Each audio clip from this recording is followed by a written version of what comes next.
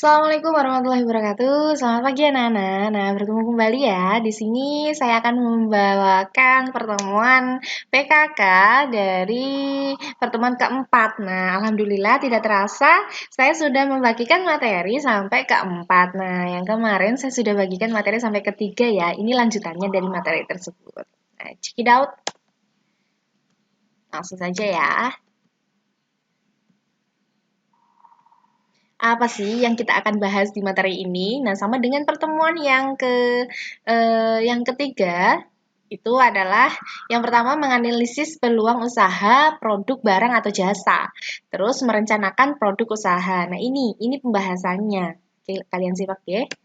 Nah, ini indikator. Jadi, setelah saya menerangkan materi ini, saya harap kalian bisa dan kalian dapat atau mampu memproyeksikan peluang usaha yang pertama. Yang kedua, melatih perencanaan usaha kecil atau mikro. Yang ketiga, menemukan keahlian dan sumber peluang usaha.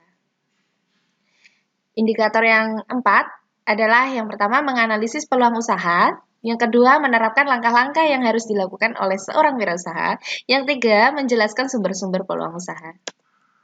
Materi 1. Nah, kemampuan dalam pemanfaatan usaha. Sebenarnya saya ini mampunya di mana sih? Apakah saya berusaha di bidang barang atau ke bidang jasa?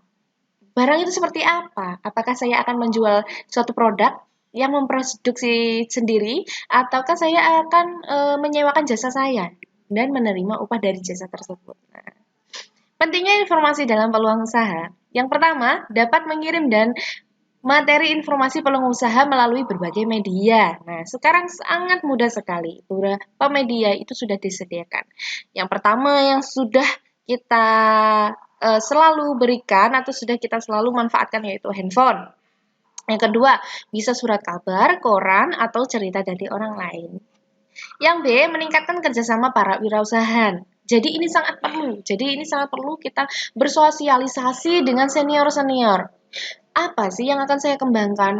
Bagaimana mereka bisa memulai pekerjaan mereka? Apakah saya bisa seperti itu? Ataukah saya dapat mengembangkan hal yang lebih dari mereka? Nah, contoh kalian bisa mengikuti webinar. Banyak sekali sekarang webinar online dengan memakai atau memanfaatkan aplikasi Zoom. Yang C, untuk mempercepat pengembalian putusan dalam menentukan peluang usaha. Nah, pengambilan keputusan ini sangat penting. Jadi apakah kalian ragu-ragu? Apakah kalian memang 100% yakin? Ataukah memang kalian masih bimbang dalam menentukan apa sih usaha yang akan saya jalankan? Nah, ini sangat perlu. D, membuka pemanfaatan peluang usaha yang ada. Jadi, ketika kalian mencari referensi, apakah saya mampu mengembangkan ataukah saya tidak cocok dengan bidang usaha ini, kalian boleh memunculkan ide usaha yang baru tanpa harus meniru orang lain. E. Menggali peluang usaha, menyusun konsep usaha, dan menciptakan nilai tambah yang menguntungkan. Jadi tidak ada salahnya kok kita meniru ide orang lain, tapi salahnya adalah ketika kita 100% melakukan pembajakan dari produk, dari sistem berpromosi, dari harga, label, dan selanjutnya. Itu tidak boleh. Yang diperbolehkan adalah ketika kita mengembangkan ide, contoh, ide saya membuka lapak potong rambut contohnya. Nah, bagaimana saya melihat potong rambut si A, dia sangat ramai. Apakah saya perlu untuk meniru 100%? Tidak. Saya harus mengkolaborasikan dengan inovasi saya sendiri. Jadi, saya punya jati diri saya sendiri. Jadi, ketika orang masuk di usaha kita, itu dia akan, oh ya, merasakan perbedaannya. Oh ya, di sini beda, di sana istimewanya juga seperti ini. Nah, itu contohnya. Hal yang perlu dicermati dalam mencari peluang usaha. Yang pertama adalah informasi terhadap minat daya beli konsumen. Yang kedua, informasi seluk-beluk pemasaran produk dan jasa. Yang ketiga, informasi mengenai penjualan produk dan jasa. Yang keempat, informasi mengenai produk dan jasa. Yang kelima, informasi mengenai manajemen usaha. Nah, ini yang perlu kalian cermati dalam mencari. Jadi ada 5 informasi yang penting dan tidak boleh di-skip. Konsumen, pemasaran, penjualan, produk, dan manajemen. Nah, itu. Sumber informasi peluang usaha. Bagaimana sih kalian mendapatkan informasi peluang usaha?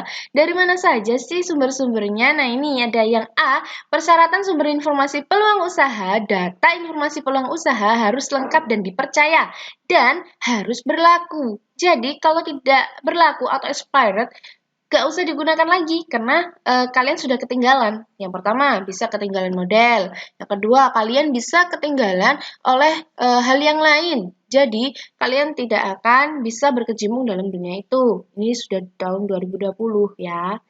B. Perolehan sumber informasi peluang usaha. Nah, A. Dari pemasaran dan penjualan atau dari pesaing. Nah, pesaing itu apa sih kelebihannya? Dan dari pesaing itu apa sih yang dapat kita ambil atau pelajari? Nah, itu. Yang C, dari media massa. Nah, media massa ini bagaimana sih kita memanfaatkan media dan bagaimana kita bisa mengambil positif dari media yang tersebar. Selanjutnya dari penelitian pasar atau pemerintah, dari konsumen atau yang lain-lain, dan penelitian pemasaran. Ada dua kelompok nih cara memperoleh sumber informasi peluang usaha. Yang pertama, sumber informasi primer atau konsumen, pelanggan, pedagang, perantara, penjual, dan eceran, termasuk saran yang mereka berikan. B. Sumber informasi sekunder. Catatan internal wirausahawan, pemerintah, dan biro statistik, kamar dagang, industri atau kadin, dan media massa. Jadi tidak perlu kita menutup diri untuk belajar dari orang lain. Jangan sampai kalian ambisinya itu menjadi kesombongan yang tidak mau belajar ataupun terbuka. Nah, ini langkah-langkah untuk menjadi wirausahaan sukses diantaranya ada 6. 1. Ada visi dan tujuan yang jelas. 2. Bersedia untuk mengambil resiko uang dan waktu. 3. Terancam dan terorganisir. 4.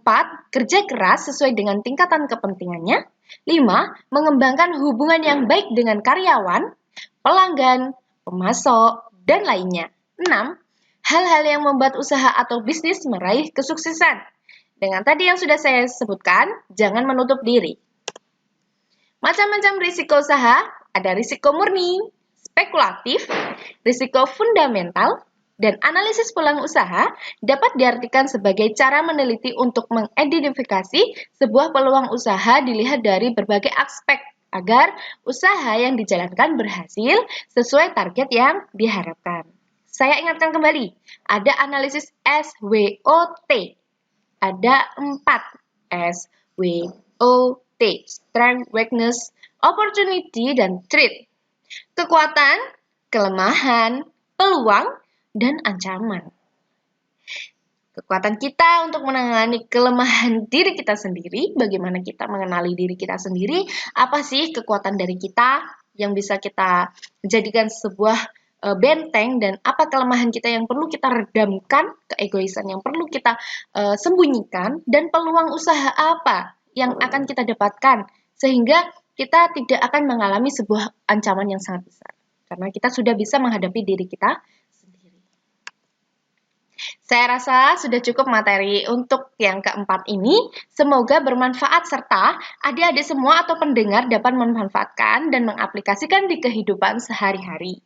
Sukses selalu, walaupun jarak kita tidak saling bertatap muka secara langsung. Saya harap kalian merasa terbantu dengan adanya sistem daring ini, dan selalu jaga kesehatan, patuhi protokol kesehatan. Tidak akan saya lupa untuk mengingatkan selalu pakai masker dan selalu cuci tangan. Terima kasih. Wassalamualaikum warahmatullahi wabarakatuh.